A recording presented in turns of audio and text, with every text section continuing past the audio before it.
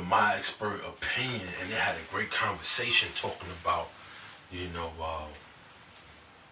about this thing called life and the dynamic between the so-called black man and the so-called white man, and how do we address issues, dealing with race and hatred and stuff like that. And I just thought it was quite interesting, and let's do this review. Tap and hit the snooze in school. Wake up, extra down in the pillow, man, extra drool. Wake up. 1, 2, Freddy's coming for you. You should wake up.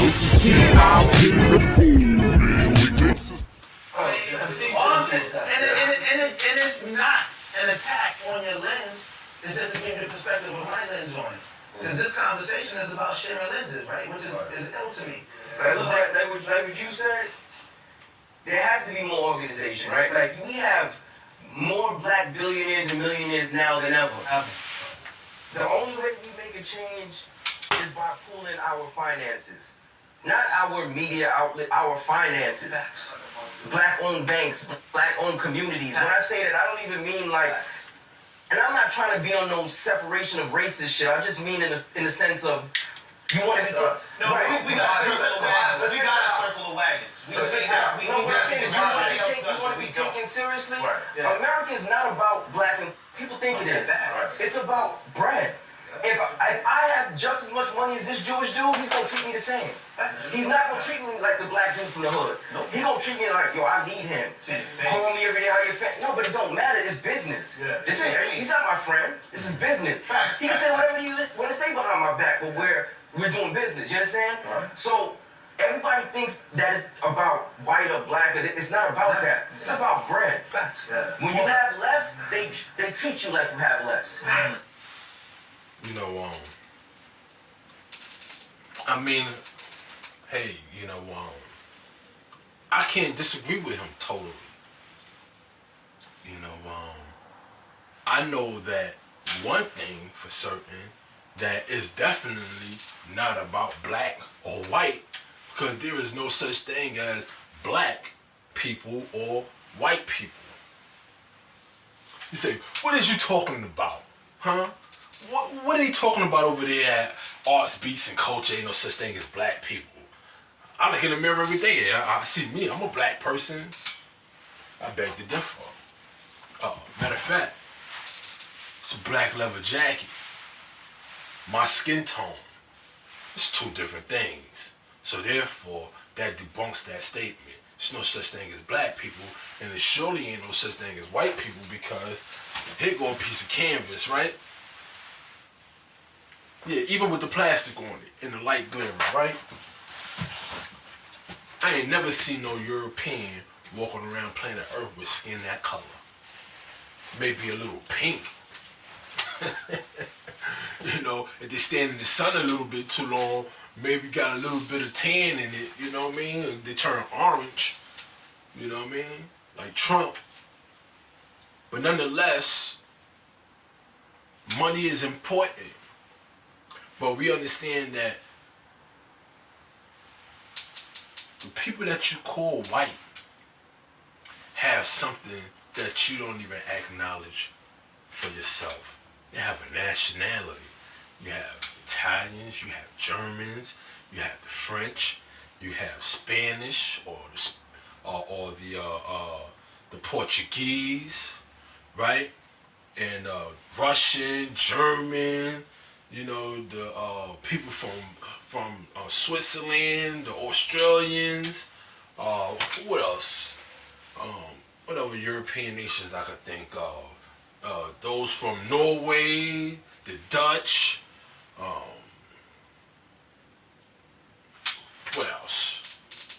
But nonetheless, these people have nations, and these nations have traditions, they have customs, right? They have languages, they have dietary codes or dietary traditions, and they have a language and a way of communicating with each other, a way of interacting with one another. And sometimes these people have their own dollar, their own form of currency, or a collective currency that they all participate in. So, you know, in order to have a thriving nation, you know, it's important to have an economy. And when you got money, you got to know how to use the money. How is it going to benefit the collective? But with that, the so-called black man being so disconnected to the families, to the nations of the world, right? The families of nations, he don't see the importance of the collective, you know, and come together and pool your finances together. A wise man, Noble Jew Ali, said, it is not money that makes a man, it is free national standards and power that makes a man and a nation. So, you know, it's important that we do have money, but ultimately, if you don't have the idea and the concept of the importance of having a nation, having money, it's only going to benefit yourself and the few that's around you, right? You understand? So if you got $1 million to $1 billion, it's like, this nigga got crumbs. Fuck this nigga. You understand? When the Clippers looked at his plays, he's like, I pay these niggas. Yeah. Fuck these niggas. Why are you chilling with these niggas? They're niggas because I pay these niggas. You understand? Meanwhile, you think that same dude could ever say that to Michael Jordan, who owns his own shit? Jordan's not a nigga to him. Right. You understand? Yeah, but he said it about Magic Johnson. He said it about who has just as much bread. Of course he did. Of course he did. About Magic. That's why when you say it's not about black and white, I see your point. But I also recognize that there are white people who don't see it that way. And they don't understand. And what's the term for that? They don't see it that way. And the term for that would be called intrinsic bias, right? Right. Intrinsic bias, or I forgot the other bias is called. As much money as Magic Johnson is worth, this white man who owned the Clippers was still like, don't bring that nigga to my games. I remember him saying that. Right. And he didn't give a fuck how much money he made. And this is where business and personal start separating, because LeBron is worth, he's still getting nigga written on the side of his house by somebody who he could buy and sell. Like, I guarantee you the person who wrote nigga on the side of LeBron James' house would jump at the chance to get a job with LeBron James, right, and take air. For one, why nationality is important. The collective is so important. So he said LeBron James still get the word nigga written on the side of his house. Why? I bet you LeBron James don't live in the community where it's predominantly his people, right? And the people that he live amongst don't depend on him. But if he had his own community, like a Chinatown or Little Italy and things of that nature, can't nobody go into that neighborhood. Ain't nobody going to Chinatown and write anything offensive about Chinese people, Japanese, Korean, none of that. They're not even having it, right? Because the people's going to protect their community. That's the collective effort. You're not going into Howard Beach or going somewhere down to Brighton Beach or Coney Island where there's large populations of Italian people and write something on the wall calling them, whatever offensive name that people may call Italian people. You're not going to be able to do it and survive. It's going to be a problem. You know what I'm saying? So when we have our own, we can protect our own. Sisters is talking about, oh, we are the most unprotected people on the planet Earth. You know why? Because you're not with your man. You and your man can't even have a cohesive, connection. Whatever it is that we allow to come into the family and divide us needs to be deleted. We need to subtract that and bring the unit between the man and the woman back together so we can establish family. I remember hearing somewhere they said that you could tell the condition of a nation based on the connection or the relationship between its men and its women. So therefore, what can we say about the original man and woman in their nation? What do we have? What have you been shown? What is the products, the produce of what we do together? Really ever do we do anything together? Earn every penny and probably will never see the amount of money, half, a quarter, a percentage of the money that we're talking about the small version racism. I'm I'm talking about the bigger picture. You understand? Like, I've been in a drive-thru before, a bum came over to me, he was a white dude, going through the garbage. I said, yo, bro, here's $20. The dude was like, yo, man, fuck y'all, I never take money from a nigga. What? You understand? He said that? He said that? Yeah, he said, I'll never take money from a nigga. That you did crazy. Wow. Man, listen. Check this out.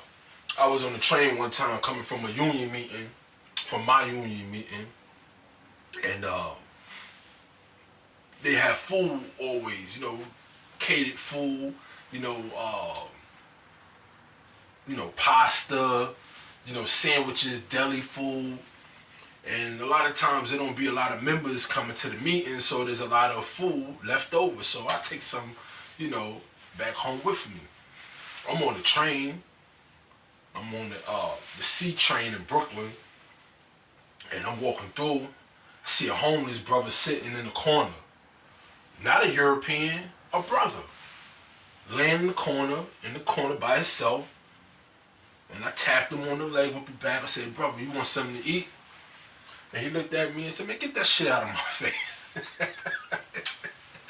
You know what I'm saying? Some people want help, some people don't want help. You know what I'm saying? And you know what? Man, listen, I don't go out of my way to help anybody. But what I do is when it's asked of me to give a helping hand to another individual, I don't care what you look like. If you're hungry, I'm going to feed you. But guess what? With all due respect to anybody else on the planet Earth, I extend my hand first to my own people. Friends and family first, right? Sometimes not even them. But to my own people, initially, because I want to be a benefit to my brothers and sisters first, right? And then to anybody else, if I have it, I give. So, yeah, but that's terrible, you know, to have somebody respond like that. You know what I mean? But it just made me want to clutch my money a little bit harder. A little bit more, you know what I mean? I give my finances to those who I feel deserve it, you know what I mean? And hey, you know what? With the, you know, me and my brothers in the Zoo Nation, along with the new Black Panther Party, a while ago, we used to do food drives and clothes drives. We go in the hood and give away free food and clothes, right? And it was a simple program. We would go to whatever supermarket, restaurant, and we'd ask them to donate us some food, right? I used to go to this vegetarian spot, and they used to give me a big pot of vegetable soup. Friends and family, I would call on the phone, like, yo, I'm giving away food and clothes on such and such location, such and such date. Yo, bring something so I can give away to the people. And people were more than welcome, more than interested. They was intrigued by the idea that they could be a part of something bigger than themselves, you know, and helping people who need the help. So, you know, you could avoid just going up to people and giving out your money. You know, save your money. Put together a program. We had it called the People Survival Program. You know what I'm saying? You can set up one of your own communication. Hit me up in the comments and we can talk about it. You know what I mean? I help you get you one set up in your neighborhood.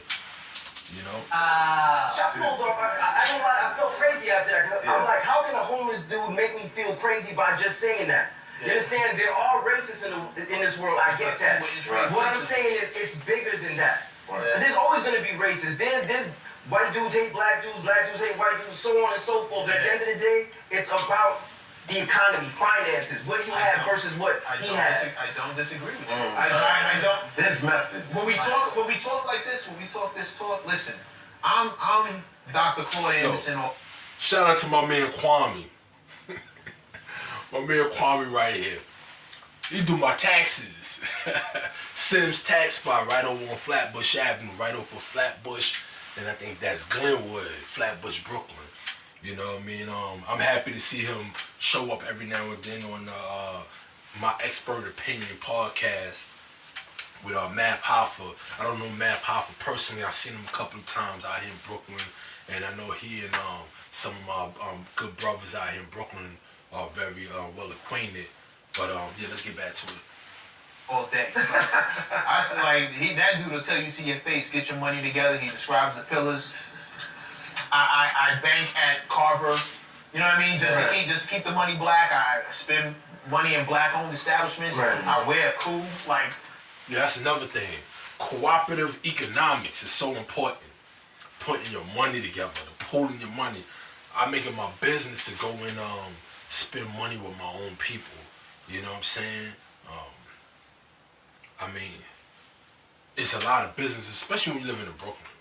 You know, you go in Brooklyn, you find all kind of businesses owned by the original man and woman, and you know, make sure you spend your money. Spend it wisely too. You know. We don't want to just be spending money with people just because they got a business. Hopefully they got a good product, a good service to offer, and that make it even more better when you spend your finances with them, you know what I mean? That's important. I buy black all the time. However,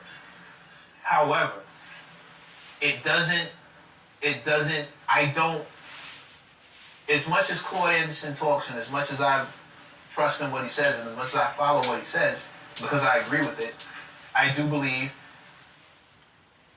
there's more than one way to skin a cat. You know what I mean? Like, it's not the only issue.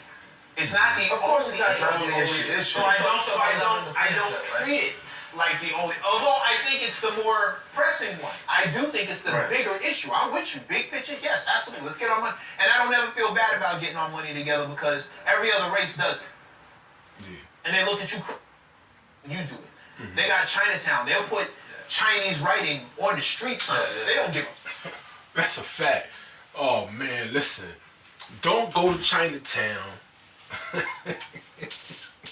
try to find something that you don't know exists. You know, I'm telling you. Matter of fact, go to Chinatown if you desire. But one thing I respect and love about Chinatown is that they cater to Chinese people. You know, you go into certain communities, so-called Spanish people, and they have Spanish businesses, and you see the names of the business written in Spanish. You go to Astoria, Queens, and you have a large population of people from what's that country? From Turkey, right? And various Arab nations in that area, and they have their businesses catered to their people. And you know, other people patronize them, but they make it their business to say, hey, this is a Turkish business. This is a business for Egyptian people. This is a business that we have to cater to the needs and the wants of people that are Chinese, that are Italian. You go to, Howard Beach, and you see all kind of restaurants catered to the people that are Italian, right? And they like the Italian markets, you know, butcher places, restaurants, things of that nature. It's important to have these things, you know, because we go to our neighborhoods and what kind of businesses that we usually see. You know, if you don't live like in Flatbush, Brooklyn, Crown Heights, really ever will you see businesses owned by so-called black people. And most of the businesses that you see like in Brooklyn and so-called black neighborhoods in Brooklyn, New York, that's owned by people, they're restaurants, barbershops, salons, shipping places, you know, because, you know, so-called West Indian people, they tend to send a lot of things back to their home country, you know, to help their people back at home, you know. So I'm not shooting those businesses down. I salute them because they're important, they play a purpose. But we need to participate in industry and create things, create products and services for our own people. Fuck if you can't understand it or not. Like, when it comes to circling the wagons, we're the only ones who are made to feel bad for doing it. Mm-hmm. But we want to keep our shit to us. Yeah, like we always trying to please everybody. Always trying to please everybody. It's like we're afraid to just be who we are. But in order to be yourself, you have to know who you are. You know what I mean? But you have people that hate to read, hate to do the knowledge about where they come from. So it's hard to find yourself if you're not interested in doing the knowledge and finding out who you really are. So you've been told that you were black. You've been told that you were Negro, colored, African American, and so forth and so on. And there is no culture that exists amongst those people except for a slave culture. And then we try to make that slave culture tasteful. And we add, hot sauce to the chitlins to make the chitlins taste better and smell better. We add sugar to everything to make it taste better, to be palatable.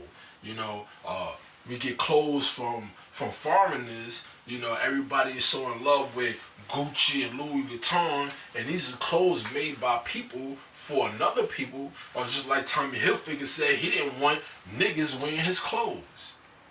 But when that clothing line was popular at the time, you seen everybody trying to wear it to make it seem like they were doing something special because they was wearing Tommy Hilfiger. You feel special because you got a Gucci belt on or a Louis belt, and you wearing, Ferragamos and, all these other silly ass sneakers and Balenciagas, looking retarded, walking around here with space boots on your feet. You know what I mean? I ain't jacking. No. I want to spend my money with him. I want to buy your hat. I want to go get your t-shirt. Whenever we talk. Facts. Spend your money with me. DBICbrand.com. We get the Queens, get the money hats. We got the Baja Pantes, cologne. You already know. I'm trying to do something big. We're the only ones who are ever made to feel bad for. Yeah, meanwhile, they got a Chinatown. Can I keep it real with you? Like, when people talk about like racism and certain racist shit, it bothers me because it's like we're driving more of a division between this shit than we thought of. You understand? Like, how you figure? Okay, when I was growing up, right, like my mom said to me, my mother and my father, like, you gotta work 3 times as hard, you're a black man, you're from Jamaica, this, that, and the third. And it put a certain thing in my head, like, I was all... Yo, remember that show on In Living Color with the family, Jamaican family, and everybody had a job? Oh man, the pops was a plumber, he was a carpenter, a pilot. Almost inferior out the gate. Yo, that was no funny. You understand? Right. And I refuse to do that to my kids. To me, it's like, I'm gonna set you out in the world, and whoever you don't like or whoever treats you crazy, judge them accordingly. I'm not gonna put some preconceived notion in your head, oh, this person hates you without meeting you first. I'm not gonna do that. Yeah, that's important too, because that's real rap. I think,